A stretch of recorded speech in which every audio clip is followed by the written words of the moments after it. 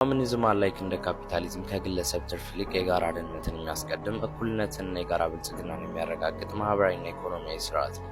የመደብ ክፍፍልን በማስወገድና ሀብትን በህዝብ ባለቤትነት ስር በማድረግ ኮሚኒዝም ብዝበዛን ያስወግዳል ብሎም ፍትሃዊ ማህበረሰብን ይፈጥራል።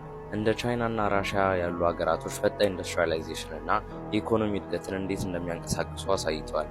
ቻይና በአንድ ወቅት ድሃ የገበሬ ሀገር የነበረች ሲሆን አሁን ከ800 ሚሊዮን በላይ ህዝቦቿን ከድህነት አረንቋ ነጻ በማውጣት ሁለተኛው የዓለም ልዕለ ኃያል ሆናለች። ይህ የሚያረጋግጠው ኮሚኒዝም ርዕዮተ ዓለም ብቻ ሳይሆን ነገሮችን የመለወጥ አቅም ያለው ተግባራዊ ስርዓት መሆኑ ነው።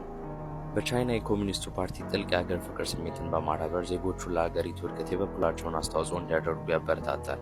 በተመሳሳይ የሶቪየት ወይም የራሻ ህዝቦች በሁለተኛው የዓለም ጦርነት በጀግንነት ተዋግተው ከማሸነፍ እስከ ጠፈር ምርምር ፈርቀዳጅ በመሆን ታሪካዊ ድሎችንም ተቀዳጅተዋል።